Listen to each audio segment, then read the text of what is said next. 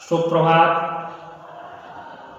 सभी बालक जो संस्कृत भाषा को जानना चाहते हैं, पढ़ना चाहते हैं, रुचि रखते हैं, वे बच्चे बहुत ध्यानपूर्वक ये हिंदी के अंतर्गत अनिवार्य संस्कृत जो है उसमें एक पाठ है मूर्ख सेवक। मूर्ख सेवक मतलब मूर्ख नौकर। इस पाठ को आज हम पढ़ेंगे, अपने विद्यार्थियों को बताएंगे। ये लंग लकार में है, मतलब भूतकाल में है। तो हम आइए वीडियो को शुरू करते हैं। पहले हम इसमें वाक्य पढ़ेंगे, उसके बाद उनमें शब्दों का अर्थ बताएंगे, फिर वाक्य का अनुवाद करेंगे।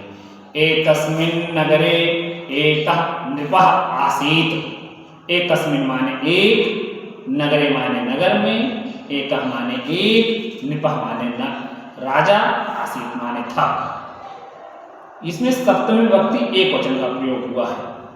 एकस्मिन् नगरे दोनों में, एक नगर में एक राजा था। उसके बाद तस्य भवने बहवः पशवः आसन्। तस्य माने उसके, षष्ठी विभक्ति एक वचन का प्रयोग। भवने माने भवन में, महल में, बहवः माने बहुत से, पशवः माने पशु जानवर, आसन माने थे। उसके भवन में बहुत से पशु थे। ते नृपस्य सेवाम अकुर्वन् मतलब ते माने वे, नृपस्य माने राजा की, सेवाम माने सेवा को, अकुर्वन् माने करते थे। तो ते नृपस्य सेवाम अकुर्वन् वे राजा की सेवा करते थे। नृपस्य में षष्ठी विभक्ति एक वचन का प्रयोग हुआ है। तेषु पशुषु एकः वानरः अपि तस्य प्रियः अभवत् मतलब पशुषु माने पशुओं में, सप्तमी विभक्ति बहुवचन का प्रयोग हुआ है। एकः वानरः माने एक वानर, अपि माने भी, तस्य माने उनका, प्रिय माने प्यारा, अभवत माने था। कहते हैं कि उन जानवरों में एक बंदर भी उनका प्रेमी था, उनका प्यारा था। अभवत माने था, हुआ। एकदा नृपः सुप्तः आसीत्। एकदा माने एक बार, नृपः माने राजा, सुप्तः माने सोया हुआ, आसीत् माने था। एक बार राजा सोया हुआ था। तदा सः वानरः व्यजनेन तम अविजयत मतलब तदा उस समय, सह माने वह, वानरः माने बंदर, वह बंदर क्या कर रहा था? व्यजनेन पंखे से, व्यजन माने पंखा होता है, पंखे से, तम माने उनको, अविजयत पंखा कर रहा था, पंखा हिला रहा था। फिर तस्मिन् काले एका मक्षिका नृपस्य नासिकायाः उपरि उपाविशत्। कहते हैं तस्मिन् काले उसी समय पर, तस्मिन् काले दोनों में सप्तमी विभक्ति एक वचन का प्रयोग हुआ है। उसी समय पर एका मक्षिका माने एक मक्खी, नृपस्य माने राजा की, नासिकायाः माने नाक के, षष्ठी विभक्ति एक वचन, ऊपर माने ऊपर, उपाविशत बैठ गई। उसी समय एक मक्खी राजा की नाक पर, नाक के ऊपर बैठ गई। वानरः वारं वारं तां मक्षिकां व्यजनेन निवारयत् तथापि सा मक्षिका पुनः पुनः आगत्य तत्रैव अतिष्ठत्। कहते हैं कि वानरः माने बंदर, वारं वारं माने बार बार, ताम माने उस मक्षिकाम माने मक्खी को, व्यजनेन माने पंखे से, निवारयत हटाता था, हटाता था। तथापि, तथा धन अपि दीर्घ संधि, फिर भी सा मक्षिका वह मक्खी, पुनः पुनः बार बार, आगत्य माने आकर, आगत्य में बेटा आ उपसर्ग है और ल्यप प्रत्यय है, ल्यप में या शेष बचता है तो आगत्य।